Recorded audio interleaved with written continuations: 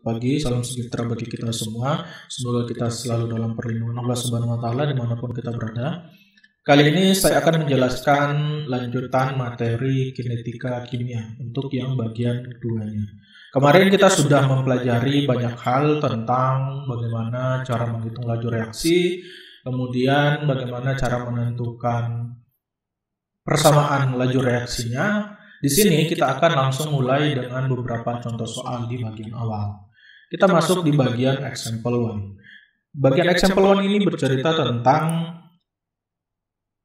misalnya di lapisan stratosfer itu molekul oksigen sebenarnya bisa dibagi menjadi 2 atom oksigen oleh radiasi ultraviolet dari matahari. Nah, jika salah satu atom oksigen ini mengenai lapisan ozon itu rumusnya O3, maka lapisan ozon tersebut akan rusak dan membentuk oksigen. Nah, berarti reaksi ini adalah reaksi penghancuran lapisan oksigen. Nah, pada ketinggian 25 km ternyata persamaan laju reaksi untuk penghancuran lapisan ozon tadi itu memiliki persamaan seperti ini.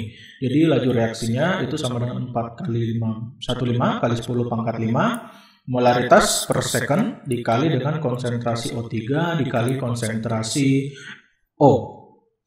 Kemudian jika diketahui ternyata reaktan dari reaksi tersebut, ya berarti oksigen dan O3 atau ozon, itu pada tinggi 25 km ternyata memiliki konsentrasi seperti ini, ya. Untuk ozonnya itu 1,2 kali 10 pangkat min 8 molaritas, dan oksigennya itu 1,7 kali 10 pangkat min 14 molaritas. Maka yang ditanyakan kira-kira berapa laju reaksinya, ya, berapa laju reaksinya. Nah, ini mudah. Kayaknya sudah diketahui, konsentrasi O3-nya sudah diketahui, dan konsentrasi oksigennya juga sudah diketahui. Sehingga kita langsung masukkan saja ke persamaan laju reaksinya. Dan setelah saya hitung, maka kita akan mendapatkan hasil sebesar 8,5 kali 10 pangkat min 17 molaritas per second. Kemudian untuk example 2, di sini ada reaksi SO2Cl2 terdisosiasi atau terurai menjadi SO2 plus Cl2. Kemudian ada data seperti yang ditunjukkan pada tabel. Jadi pada data tabelnya, jika konsentrasi dari SO2Cl2 itu 0,1 molar, ya, maka kecepatan laju reaksinya adalah 2,2 kali 10 pangkat min 6 molaritas per second. Kalau konsentrasi awal SO2Cl2-nya dinaikkan jadi 0,2 molaritas, ternyata laju reaksinya juga naik menjadi 4,4 kali 10 pangkat min 6. Kalau ditingkatkan jadi 0,3 molaritas, maka laju reaksinya menjadi 6,6 kali 10 pangkat min 6. Pertanyaannya, kira-kira bentuk dari persamaan laju reaksinya seperti apa? Kemudian berapa nilai konstanta laju reaksinya, ya. Jadi yang ditanyakan adalah persamaan laju reaksi dan nilai K-nya. Ini mudah. Kalau kita melihat baik-baik, ternyata ketika saya kalikan 2 konsentrasi awal untuk data yang pertama ini, ya, data yang 1, ternyata laju reaksinya juga naik jadi 2 kali lipat. Kalau yang pertama ini saya kali 3 menjadi 0,3 molaritas, ya, seperti data paling akhir, ternyata laju reaksinya juga naik menjadi 3 kali lipat. Yang berarti kalau misalnya kita melihat rumusnya, persamaan laju reaksi kan itu adalah laju reaksi sama dengan konstanta laju reaksi dikali dengan konsentrasi reaktan di pangkat X. Yang ditanyakan kira-kira X-nya itu seperti apa, ya. Nah, kalau kita lihat polanya di sini, berarti X-nya ini hanya berpengaruh 1 kali terhadap laju reaksi. Kalau konsentrasi awalnya dinaikkan 2 kali 2 kali lipat, laju reaksinya menjadi 2 kali lipat. Kalau konsentrasi awal dinaikkan jadi 3 kali lipat, ya laju reaksinya juga menjadi 3 kali lipat. Berarti X-nya ini sama dengan 1, ya, sama dengan 1. Kita tidak usah hitung, kita cukup pikirkan saja secara logika menggunakan data tabel yang ada di sini, ya. Nah, berarti persamaan laju reaksinya adalah laju reaksi sama dengan K dikali konsentrasi SO2Cl2 di pangkat 1, ya. Nah, kemudian dari persamaan laju reaksi ini, kita diminta menghitung nilai K-nya. Menghitung nilai K itu mudah. Kita ambil satu data saja di sini, salah satu datanya. Kalau di sini Untuk solusinya dia mengambil data yang pertama ya, di mana dia memakai konsentrasi awal 0,1 molaritas, kemudian laju reaksinya itu 2,2 kali 10 pangkat min molaritas per sekund. Sehingga mendapatkan nilai konstanta laju reaksi untuk reaksi penguraian SO2Cl2 itu sebesar 2,2 kali 10 pangkat min 5 second min 1 ya. Kemudian ada example nomor 3. Nah, ini example nomor 3 akan lebih sulit sedikit karena di sini ada dua reaktan ya. Jadi ada dua senyawa yang bertindak sebagai reaktan. Reaksinya 2H2 ditambah 2NO menghasilkan N2 plus H2O. Kemudian ada 3 data. Ada 3 macam data ya, di mana ada konsentrasi awal untuk tiap reaktornya, kemudian kira-kira laju reaksinya berapa. Yang pertama yang ditanyakan adalah bagaimana persamaan laju reaksinya ya. Bagaimana persamaan laju reaksi untuk reaksi di atas. Nah, langkah yang pertama yang kita tuliskan adalah kira-kira persamaannya akan seperti ini. Laju reaksi itu sama dengan konstanta laju reaksi dikali konsentrasi reaktannya, yaitu konsentrasi H2 di pangkat M dan konsentrasi NO di pangkat N. Ya. Yang kita akan cari adalah M dan N-nya ini. Nah, untuk memudahkan cara kita mencari, kita harus menggunakan data yang konsentrasinya sama. Salah satu reaktannya sama konsentrasinya. Nah, kalau di percobaan ini ya, atau di cara kerjanya dia menggunakan data eksperimen yang pertama ya, jadi red 1 dengan red 3 ya. Kenapa dia menggunakan red 1 dan red 3? Karena ini konsentrasi H2-nya itu sama. Sehingga nanti kalau misalnya kita bagikan seperti ini ya, konsentrasi H2-nya akan habis ya. Ini habis, K-nya juga habis. Nanti yang tersisa laju reaksi pertama dan laju reaksi ketiga serta konsentrasi NO pangkat N pada data pertama dan konsentrasi NO pangkat N pada data ketiga ya. Nah, setelah kita melihat jadinya akan seperti ini ya persamaannya. Kalau K-nya dan konsentrasi H-nya sudah dihapus, kemudian dia membuat kedua ruasnya itu di log ya. Kita logaritmakan kedua ruasnya. Jadi sebelah kiri kita logaritmakan, sebelah kanan dilogaritmakan. Berdasarkan atau logaritma, kalau log X di pangkat N, N-nya itu bisa pindah ke depan ya. Makanya di sini N-nya pindah ke depan, log konsentrasi NO untuk data pertama per konsentrasi NO untuk data ketiga. Nah, dari sini kita sudah bisa masukkan angka dari tabel yang tadi. Setelah dimasukkan angka yang dari tabel tadi, ternyata dia memperoleh nilai N-nya itu sama dengan 2.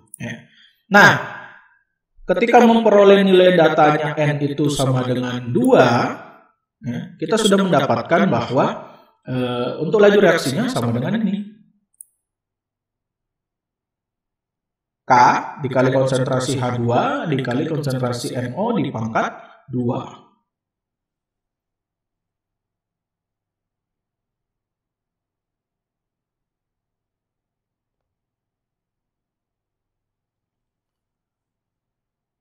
Oke, di sini kita akan mempelajari lebih dalam tentang reaksi orde 1. Kemarin saya sudah katakan tentang orde reaksi. Orde reaksi itu sebenarnya bilangan yang memperlihatkan besar pengaruh dari konsentrasi reaktan terhadap laju reaksi dari reaksi tersebut. Jadi kemarin saya sudah menjelaskan bahwa ada yang namanya reaksi orde 0, reaksi orde 1, reaksi orde 2, reaksi orde 3. Di sini kita akan mencoba mempelajari lebih dalam untuk setiap jenis orde reaksi tersebut. Yang pertama adalah reaksi orde 1. Kalau kita melihat untuk reaksi orde 1, kurang lebih untuk persamaan laju reaksinya akan seperti ini. Di mana laju reaksi sama dengan K dikali konsentrasi A di pangkat 1 ya. Ini ada ordenya orde 1 ya. Tapi tidak dituliskan di pangkat 1. Makanya ini dikatakan adalah persamaan laju reaksi untuk orde 1. Nah, kalau kita melihat lagi, kemarin kita sudah mempelajari definisi dari laju reaksi ya. Laju reaksi itu kan bisa laju pengurangan produk ya persatuan waktu atau laju pengurangan reaktan persatuan waktu atau laju penambahan produk persatuan waktu. Karena di sini kita menggunakan rumus persamaan laju reaksi yang menggunakan konsentrasi reaktan, maka di sini kita mendefinisikan laju reaksi juga itu sebagai laju pengurangan reaktan persatuan waktu, yaitu minus delta konsentrasi A per delta T. Nah, kalau kita samakan antara ini, keduanya akan jadi seperti ini ya. Jadi ada dua rumus. Ini kita samakan dengan dengan rumus laju reaksi yang kita pelajari di pertemuan sebelumnya. Nah, ketika kita sudah samakan seperti ini, ya, minusnya saya pindahkan ke sebelah, ya. Jadi negatifnya saya pindahkan ke K delta T. Kemudian kedua ruas ini saya integralkan, ya. Kalau yang delta A per konsentrasi A itu saya integralkan dengan batas atas A pada waktu tertentu. Jadi T-nya ini adalah waktu tertentu, ya, tergantung dari soalnya. Kemudian A pada saat 0, artinya reaksinya belum berlangsung, atau konsentrasi A awalnya. Kemudian untuk yang di sebelahnya itu integralnya dengan batas atasnya dari T-nya itu sama dengan 0 dan sampai T-nya itu sama dengan waktu tertentu. Jadi tergantung dari soalnya juga. Nah, setelah saya integralkan, saya akan dapat hasil seperti ini. Ln konsentrasi AT dikurang ln konsentrasi A0 sama dengan minus KT. Ya. Ini sebenarnya kita dapatnya dari seperti ini, ya. Kalau aturan matematika jadinya seperti ini.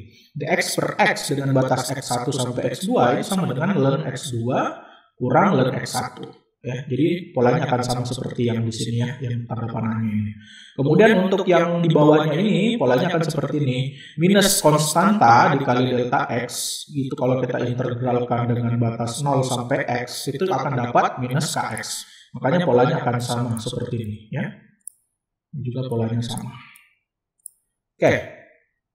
Nah, kemudian berdasarkan rumus logaritma, ya, berdasarkan rumus logaritma, ini sebenarnya kita bisa tukar, ya. Kita bisa tukar, negatifnya ini kita hilangkan, ya. Kita hilangkan negatifnya, ini pindah jadinya. Ini ln A0-nya jadi positif dan ln AT-nya menjadi negatif. Dan itu bisa digabungkan menjadi seperti ini, ya. Bisa digabungkan jadi seperti ini. Nah, sehingga nanti kalau misalnya ln-nya ini saya hilangkan, ya, ln-nya saya hilangkan, maka di sini menjadi epsilon, ya. Epsilon negatif KT, ya. Epsilon negatif KT. Kemudian nanti kalau kita melihat A0-nya yang akan pindah, ya. Nah, kurang lebih akan seperti ini. Kenapa bisa dapat seperti ini? Jadinya seperti ini, ya. Jadi ln AT-nya saya pindahkan ke atas, ya. A0-nya saya pindahkan ke bawah. Sehingga nanti di bagian kanan ini akan jadi negatif KT, ya. Kalau diputar jadinya negatif yang di kanannya. Ketika kanannya itu diputar, ya, kemudian ln-nya saya hilangkan, ini menjadi epsilon. Nah, ketika menjadi epsilon, epsilonnya dia naik. Epsilon minus KT di atasnya, ya. Epsilon minus KT. Kemudian sehingga dapatlah nanti untuk konsentrasi AT-nya sama dengan konsentrasi A0 dikali epsilon pangkat negatif KT. Nah, kita langsung gunakan rumus yang tadi di example 4. Di sini ada reaksi 2N2O5 menghasilkan 2N2O4 plus O2. Ternyata reaksi ini adalah reaksi orde 1. Berarti persamaan laju reaksinya adalah laju reaksi sama dengan konstanta laju reaksi dikali konsentrasi N2O5 dipangkat 1. Nah, pada suhu 45 derajat Celcius ternyata konstanta reaksi di atas itu adalah 6,22 kali 10 pangkat min 4 second min 1. Jika ternyata konsentrasi awalnya pada suhu 45 derajat Celcius itu adalah 0,5 molaritas, yang ditanya kira-kira berapa konsentrasi dari reaktan tersebut setelah 1 jam, ya, yang diminta setelah 1 jam. Nah, di sini kita coba mulai menuliskan datanya dulu, ya. Konsentrasi awal N2O5 nolnya pada suhu 0, pada waktu T-nya sama dengan 0 itu adalah 0,5 molaritas. K-nya 6,22 kali 10 pangkat min 4 second min 1. Kemudian waktunya ini kan 1 jam, ya. 1 jam itu sama dengan 3600 second atau 3 kali 6 kali 10 pangkat 3 second. Kemudian yang ditanyakan adalah N2O5 T-nya, ya. Pada T-nya itu adalah T yang 1 jam ini, ya, apa konsentrasinya. Nah, menggunakan rumus yang tadi, kita bisa dapatkan langsung saja dimasukkan 0,5 molaritas dikali epsilon dipangkat minus 6,22 kali 10 pangkat min 4 second min 1 kali 3,6 kali 10 pangkat 3 second ya. Hasil akhirnya akan mendapatkan 0,055 molaritas. Ini adalah konsentrasi N2O5-nya setelah reaksi tersebut berlangsung selama 1 jam ya. Memang kalau untuk menyelesaikan persamaan ini ya, menggunakan rumus ini kalian harus menggunakan kalkulator saintifik ya. Sulit kalau kalian menggunakan handphone saja. Ya, sekarang kita akan coba menentukan konstanta laju reaksi untuk reaksi orde pertama. Pertanyaannya adalah bagaimana kalau misalnya datanya yang diketahui itu sangat banyak ya, tapi tidak diketahui konstanta laju reaksinya. Jadi yang diketahui hanya konsentrasi awal, kemudian konsentrasi pada waktu T, kemudian waktunya saja ya. Yang diketahui cuma 3. Ini konsentrasi waktu pada waktu T, kemudian T-nya saja diketahui, sedangkan kita mengitungkannya. Nah, ini mudah. Kalau kalian memiliki data yang banyak seperti itu, sebenarnya kalian bisa ubah persamaan di atas ini ya. Ini yang kita dapatkan dari penurunan laju reaksi orde pertama tadi. Itu kita bisa berubah polanya menjadi ln konsentrasi A pada waktu T sama dengan minus KT ditambah ln konsentrasi A awal ya, atau pada waktu T-nya sama dengan 0. Nah, polanya ternyata sama dengan Y sama dengan MX ditambah B. Ini merupakan persamaan garis lurus. Sehingga kalau misalnya kita plot semua data konsentrasi A pada waktu T itu ditaruh di sini ya, ditaruh di sumbu Y ya, kemudian waktunya itu ditaruh di sumbu X ya. Nah, kalian akan mendapatkan slope ya, slope yang sama dengan negatif dari ini konsentrasi K-nya ya. Jadi slope-nya M-nya itu sama dengan minus K ya. Jadi kita bisa menggunakan grafik. Jadi kalau K-nya sama dengan minus M. M itu adalah slope ya. Jadi sangat mudah untuk menghitungnya. Jadi kalau misalnya kalian mau menghitung ini bisa pakai kalkulator saintifik. Kalau kalian tahu cara menghitung persamaan garis lurusnya ya, untuk mencari slope, bisa juga kalian menggunakan aplikasi Excel pada komputer. Ya. Nah, nanti kalian akan mendapatkan garis lurus seperti ini di mana slope-nya itu sama dengan negatif. Ya. Kemudian waktu paruh reaksi. Untuk reaksi orde pertama tadi, kita bisa menghitung waktu paruhnya. Waktu paruh itu adalah waktu yang diperlukan agar setengah reaktannya itu hilang reaksi. Ya. Sehingga kalau kita berdasarkan definisinya itu, konsentrasi reaktan pada waktu paruh tersebut, misalnya waktu paruhnya 30 menit ya. Berarti dalam waktu 30 menit konsentrasi A itu akan sama dengan setengah dari konsentrasi A awal. Ya, konsentrasi awalnya. Ya. Nah, ini kalau kita substitusikan masuk ke dalam persamaan laju reaksi orde pertama tadi ya, yang ada ln A0 per AT sama dengan K dikali T, kita akan dapat rumus seperti ini. Jadi waktu paruh kalau kita mencari itu sama dengan ln 2 per konstanta laju reaksi. Ini hanya berlaku untuk reaksi orde pertama. Nah, kita langsung gunakan di example 5. Di example 5 ini ternyata ada isotop iodin 313 ya. Kemudian ini dimasukkan ke dalam tubuh pasien untuk mendiagnosa gangguan pada kelenjar tiroid. Setelah dicek ya, waktu paruh dari iodin 131 itu ternyata adalah 8,02 hari ya. Kemudian kira-kira pertanyaannya berapa fraksi ya, bukan konsentrasi, tapi yang ditanyakan berapa fraksi dari iodin 131 terhadap jumlah awalnya setelah iodin tersebut berada dalam tubuh pasien selama 25 hari. Jika kita menganggap bahwa tidak ada iodin yang keluar dari tubuh pasien tersebut ya. Jadi yang ditanya kira-kira kalau misalnya saya punya iodin awal itu X, kira-kira nanti setelah 25 hari berapa kali X yang tersisa? Ya, itu yang ditanyakan. Nah, kita akan dapat seperti ini ya. Yang pertama kita harus menghitung konstanta laju reaksinya. Karena itu kita akan gunakan ya, menggunakan data dari waktu paruh tadi. Karena ini reaksi orde pertama, maka K sama dengan ln 2 per waktu parunya. Waktu parunya tadi sudah 8,02 hari. Kemudian ln 2 itu sama dengan 0,693 kalau bisa cari di kalkulator. Sehingga nilai konstanta laju reaksinya itu adalah 0,0864 hari minus 1. Kemudian menggunakan data persamaan laju reaksi orde pertama yang kita turunkan tadi, kita bisa mendapatkan ini fraksi.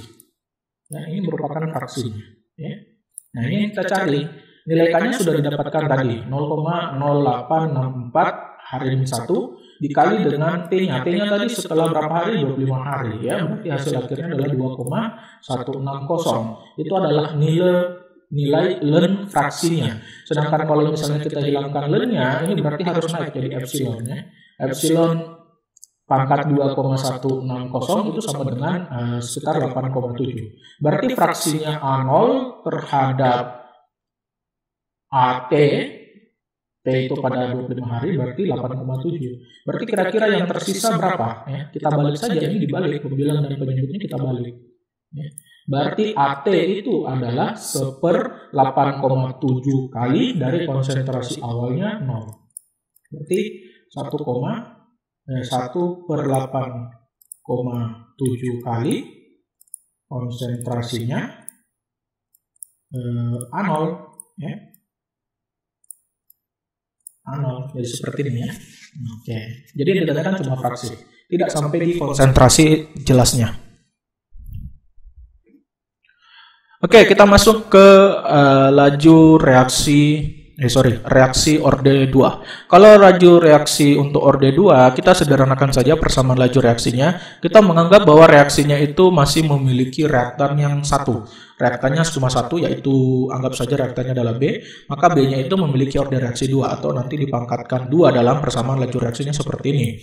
Nah, kalau kita mengikuti pola penurunan laju reaksi pada reaksi orde 1 tadi, hasil akhirnya kita akan mendapatkan rumus seperti ini, di mana 1/B konsentrasi B pada waktu T itu sama dengan 1/, konsentrasi B pada waktunya itu sama dengan 0, sama dengan K dikali T. Ya. Dan kalau kita misalnya plot, ya, ini langsung kita terapkan di example 6. Di example 6 ini ada reaksi dekomposisi 2NOCl, menghasilkan 2NO dan Cl2. Ternyata untuk persamaan laju reaksinya adalah laju reaksi dikali konstanta laju reaksi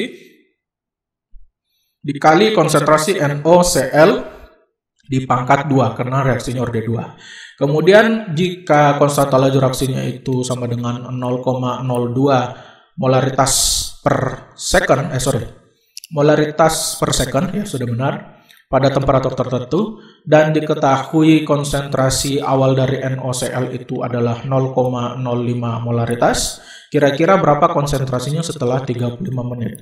Ini mudah, kita langsung masukkan saja ke rumusnya. Ya. Rumusnya tadi kan ini 1/, konsentrasi reaktan pada waktu T dikurang konsentrasi reaktan awal sama dengan KT. Ya. Kalau kita masukkan, jadinya kan seperti ini. Ya, akan seperti ini jadinya. 1/, konsentrasi NOCl pada waktu T atau berapa tadi? Berapa menit? Saya lupa. 35 menit ya. 35 menit itu berarti sama dengan 2100 second. Ya. Kita masukkan di sini 1/, konsentrasi NOCl pada waktu 35 menit. Kemudian dikurang 1/, konsentrasi awalnya itu 0,05 molaritas. Kemudian sama dengan konstanta laju reaksinya 0,02 molaritas per second dikali dengan T-nya. T-nya itu 2100 second.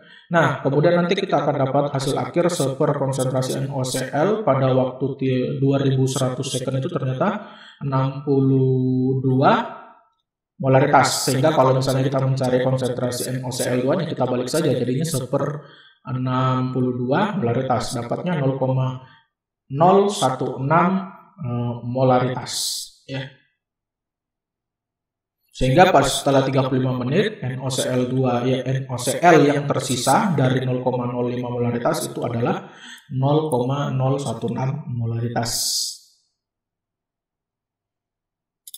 Kemudian ini untuk menghitung konstanta laju reaksi orde 2 seperti yang saya katakan tadi. Kalau misalnya kita cuma punya data konsentrasi B-nya, kemudian konsentrasi B awal dan data waktunya saja, dan kita diminta menghitung nilai K-nya, kita bisa menggunakan persamaan garis lurus. Tadi rumus yang di reaksi orde 2 itu kita rubah menjadi polanya seperti ini. Jadi yang menjadi sumbu Y itu adalah seperkonsentrasi B. Kemudian yang menjadi sumbu X itu adalah T-nya, ya. Sehingga nanti kalian akan mendapatkan slope. Slope-nya itu kita bisa lihat di sini ya. Slope-nya itu sama dengan nilai K-nya, ya. Jadi bukan negatif. Kalau reaksi orde 1 tadi slope-nya sama dengan negatif K. Kalau di sini slope-nya itu sama dengan K. Jadi kalau kalian mendapatkan nilai slope-nya, itu berarti kalian sudah mendapatkan nilai konstanta laju reaksi untuk reaksi orde 2-nya. Kemudian untuk waktu paruh dari reaksi orde 2 itu rumusnya sederhana. Kita bisa menggunakan rumus yang tadi. Kalau kita sudah turunkan, dapatnya nanti waktu paruh itu sama dengan konstanta laju reaksi dikali konsentrasi awal reaktan. Oke, kita langsung gunakan saja rumusnya di example 7. Di sini ada reaksi 2HI menghasilkan H2 plus I2. Kemudian untuk persamaan laju reaksinya itu adalah K dikali konsentrasi HI pangkat 2. Kemudian diketahui nilai K itu sama dengan 0,079 molaritas M-1 S-1 ya. Kemudian pada suhunya itu 508 derajat Celcius. Yang ditanya kira-kira berapa waktu paruhnya ya, berapa waktu paruhnya jika konsentrasi awal dari HI itu adalah 0,1 molar. Ini langsung masukkan di rumus saja ya. Yang dicari adalah T/2-nya atau waktu paruhnya. Maka mendapatkan nanti hasil 1,3 kali 10 pangkat 2 second. Atau kalau kita kali berarti 130 second ya. Sekitar 2 menit 10 detik. Kemudian yang terakhir yang akan saya jelaskan adalah tentang reaksi orde 0. Untuk reaksi orde 0 ini sederhana. Karena dia reaksinya orde 0, maka persamaan laju reaksinya adalah K dikali konsentrasi reaktan di pangkat 0. Ingat, segala sesuatu yang di pangkat 0 itu akan bernilai 1. Sehingga laju reaksinya itu adalah sama dengan konstanta laju reaksinya. Ya. Dan kalau misalnya kita turunkan, maka kita akan mendapatkan nilai seperti ini. Ya, kita akan mendapatkan nilai konsentrasi AT ya, pada waktu T itu sama dengan negatif KT dikali konsentrasi nolnya. Kemudian untuk persamaan bukan persamaan laju reaksi, tapi waktu paruhnya kalau kita turunkan lagi untuk reaksi orde 0 itu mendapatkan rumus waktu paruh untuk reaksi orde 0 itu sama dengan 1/K dikali konsentrasi awal per 2.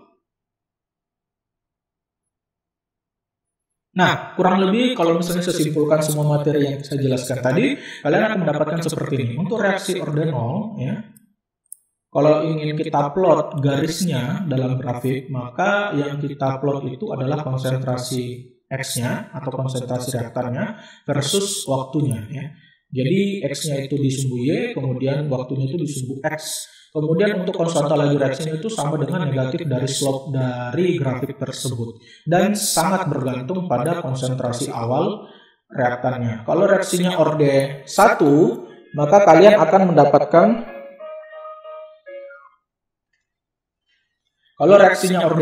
kalian harus plot ln X versus time. Jadi ln X-nya itu di sumbu Y, kemudian waktunya itu di sumbu X. Kemudian nilai konstanta laju reaksinya itu sama dengan negatif dari slope-nya, jadi sama dengan reaksi orde 0. Dan waktu paruhnya itu tidak bergantung pada konsentrasi akhir ya, tidak bergantung pada konsentrasi akhir, hanya bergantung pada konsentrasi awalnya. Kemudian untuk reaksi orde 2 itu yang kalian plot adalah seperkonsentrasi X versus waktunya. Jadi yang di sumbu Y itu adalah seperkonsentrasi X dan di sumbu X itu adalah waktunya. Dan nilai konstanta laju reaksinya itu sama dengan slope dari grafiknya, dan ini sangat bergantung dengan konsentrasi awal dari reaktannya. Oke, sekian untuk penjelasan tentang kinetika kimia bagian kedua. Kalau ada yang ingin ditanyakan, silakan kalian tanyakan lewat si kejar ataupun kalian tanyakan di grup WhatsApp-nya. Silakan dikerjakan tugasnya. Sampai ketemu di pertemuan berikutnya. Assalamualaikum warahmatullahi wabarakatuh.